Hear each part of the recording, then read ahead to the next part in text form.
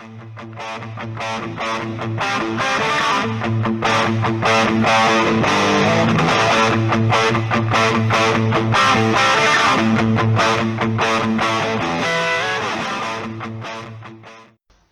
up, everyone? Welcome to Don't Fake the Funk MMA Vista episode number 3. And yeah, it's Monday, September 15, 2014. And this weekend there was a UFC event in Brazil, main evented by Andrei Arlovski against Bigfoot Silva. And before the fight, I wasn't really sure who to pick. Bigfoot Silva had a long layoff because he got busted with elevated TRT levels, so I think almost a year off for him, and he came back. And Andrei Arlovski, he recently made his comeback in the UFC against Brandon Schaub. Didn't look too good, boring fight, still won, controversial decision though. And yeah, I just didn't know what to expect of this fight really. And the most likely scenario would have been that Arlovski would be the quicker and faster striker, and the stand-up just more mobile on his feet, moving around, in and out. Yeah, and that's what happens. That Arlovski was just a lot quicker and faster with his hands and good footwork, always moving, and Bigfoot just very flat-footed, just standing around, landing a couple leg kicks, but nothing really, no head strikes really, and just looking very slow. And then finally in the first round, I think like 3.5 minutes in, Arlovski hit him with right hand, right straight, and then just Bigfoot looked very rocked, and then he immediately hit him with another right, a short right, and put him down, landing some vicious hammer fists on the ground. You could say it was a little bit of a late stoppage maybe, because Arlovski landed a couple hammer fists when Bigfoot was obviously down.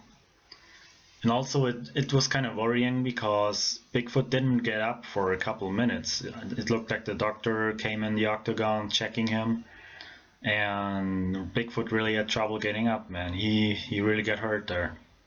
Really solid performance by Arlovski and lots of power. For me, he's still technically one of the better strikers, probably one of the best strikers at heavyweight, technically.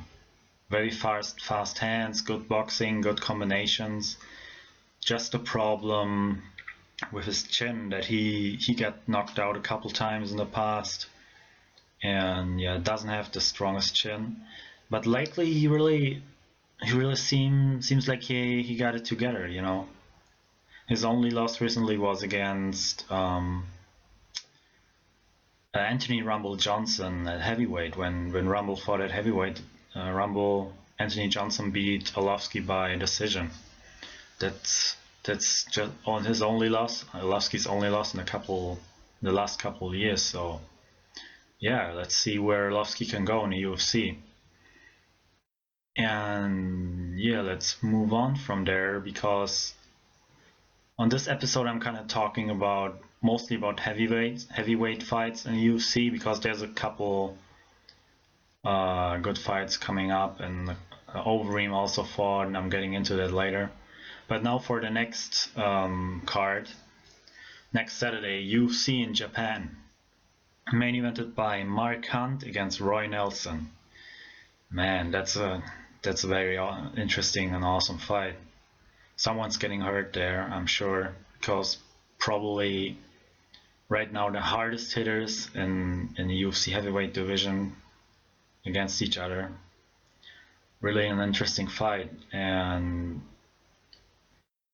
yeah, Mark Hunt coming off a long layoff as well, because his last fight was actually last year against Bigfoot Silva, and since then he hasn't fought, so long layoff for him as well.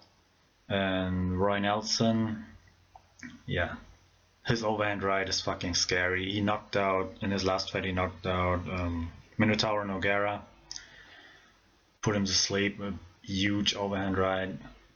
It's scary. And this fight is really interesting because Mark Hunt really developed a solid takedown defense, and his ground game doesn't look that bad anymore. I mean, he even took down Bigfoot Silva and controlled him on the ground for a while in their fight. So yeah, technically, I think Mark Hunt is the better striker, more combinations, more fluid, and probably also better kicks. Leg kicks. It could be a factor in a fight. But Roy Nelson, if he gets a fight to the ground and gets top control, it could be very, very bad night for Mark Hunt. So it's gonna be interesting to see what's gonna happen. Picking a fight, I would go with Mark Hunt by knockout, just because I think it will play out on the feet, and eventually Nelson will get caught with something. I mean, Nelson has fought Junior Dos Santos. Dos Santos beat the fuck out of him. Then Fabricio Verdum also really hurt him, beat him up in the stand-up. So Nelson is very hittable. He's not defensively not really the best striking wise on the feet, and yeah, I think Mark Hunt has the tools to really hurt him. On the other hand, when Mark Hunt fought Junior Dos Santos, he got hit with this huge overhand right by Dos Santos a couple times, 2 or 3 times, and actually was dropped, badly hurt. So it's gonna be interesting if Nelson can land that huge right hand on Hunt and see if Mark Hunt can recover from that. Because that's serious power. That's really scary power. And people often say this fight will never go 5 rounds because it's the main event. It's scheduled for 5 rounds.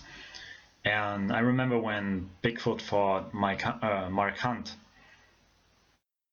Even myself, I was like, yeah, this is not gonna go 5 rounds. And then it was a 5-round total battle and crazy back and forth war between these 2 heavyweights, which doesn't happen too often, But in this one, I really don't see it going 5 rounds. Someone is getting knocked out. Probably I'm going with Mark Hunt in this one, getting the KO. But it wouldn't surprise me that much if Nelson gets maybe a takedown or really hurts Mark Hunt, drops him, and then jumps on him and gets a submission somehow. Could happen. All could happen. Maybe Kimura from side control, if he drops him, just gets top control, side control, and yeah. We've seen Mark Hunt getting submitted by Kimura and arm bars before, so Nelson would definitely have the advantage on the ground there. And then another heavyweight from actually not this weekend, the weekend before, Alistair Overeem fought Ben Rothwell. Looked pretty good in the beginning. He weighed in at 248, which is the lightest he's been in years. Really looked a lot leaner and mobile on his feet, moving around a lot. His hands very low, which is kind of weird because he's known for his weak glass chin, so to say, and it's kind of troubling, kind of worrying to see that he keeps his hand that low. Not really defending himself that much, but it was his first fight after joining Team Jackson in Albuquerque, and he used some new techniques like the John Jones side kick to the knee, and he hurt Ben Rothwell's knee with that. You could see it on Rothwell's face when he got into those kicks. He really didn't like that, and Overeem landed a couple knees to the body. But he's not putting any combinations together. I think Bas Rutten, he said a while ago, actually like a couple of years ago, that Overeem has the problem, he relies too much on his power and just one shot attacks, he throws something big, like one attack, and then he steps back. He doesn't put combinations together, probably also because he's worried with getting countered or doesn't have the confidence to put combinations together. I don't know. But yeah, he hurt Ruffle. There were a couple knees to the body, but Ruffle is a tough guy. And he clipped him with a right hand behind the ear. Overeem was dropped and finished on the ground. And just, yeah, doesn't look too good for Overeem after winning against Lesnar. He lost against Bigfoot Silva by KO. He lost against Travis Brown by KO. And now another KO. So he's 2-3 in the UFC. A win against Lesnar in his debut, and then a decision win against Frank Mir, but then 3 knockout losses. Doesn't look too good, and lots of people weren't sure if the UFC would cut him after this performance, but Dana White just recently said that they're going to keep him. He's still a top 10 guy, which is true. If you look at the rankings, he's ranked as number 10 still. And he's a very, very interesting guy to watch. People want to see him. He's always exciting. He's a big name. He looks like a fucking comic book character. So yeah, people are still interested in seeing him, I guess. Also, UFC can't really cut him because I'm sure Bellator would be very pleased to pick him up for the heavyweight division. So I don't think the UFC wants to risk that.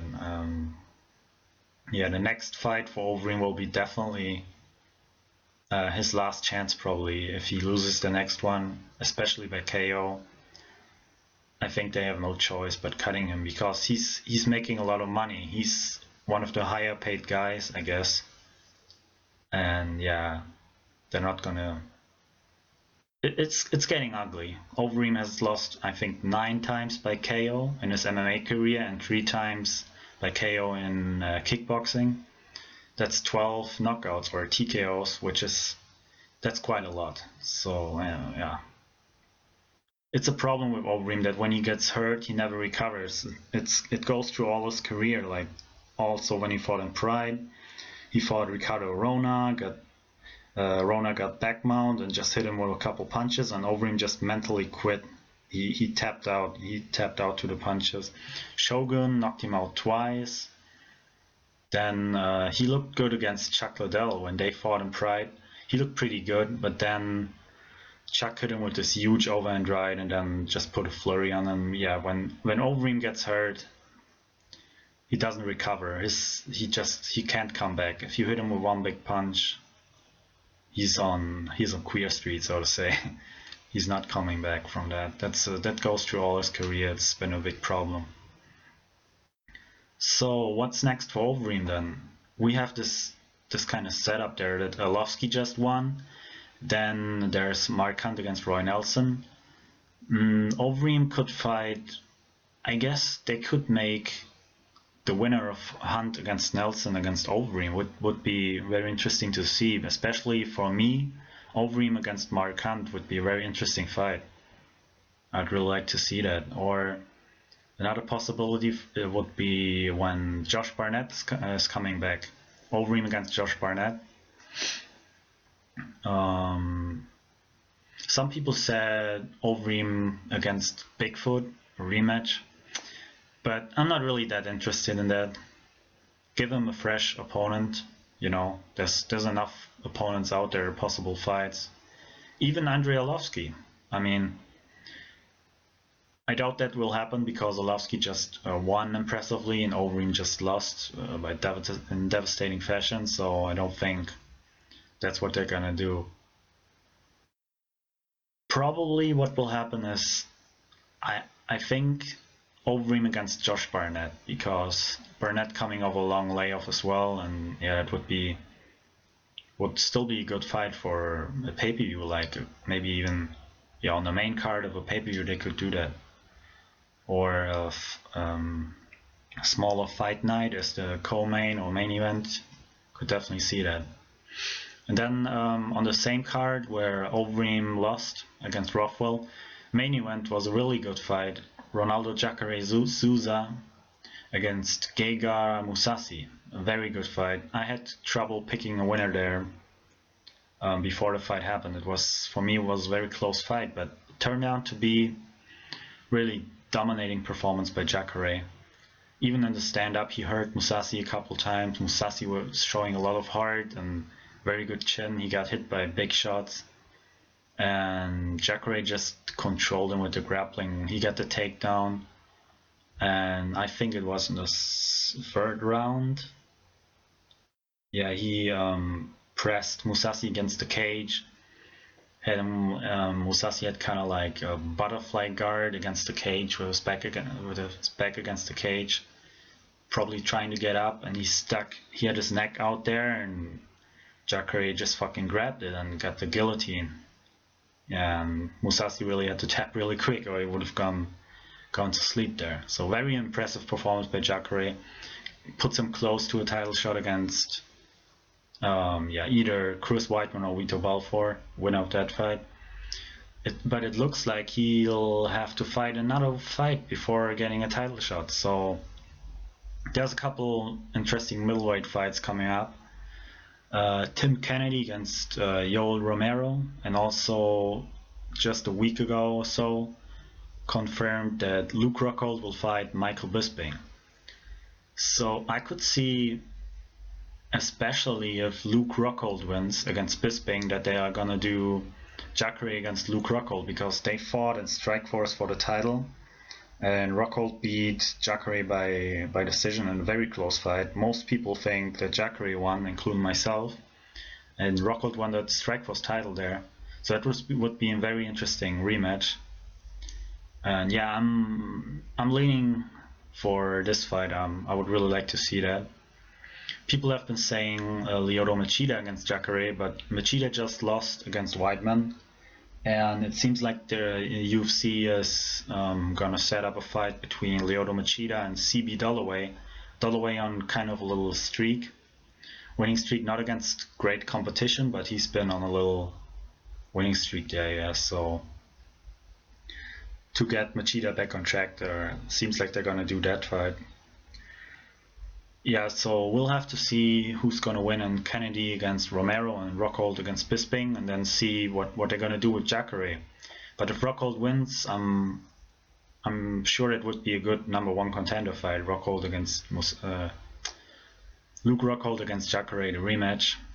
That is a #1 contender fight. Would really be a great fight, really a legitimate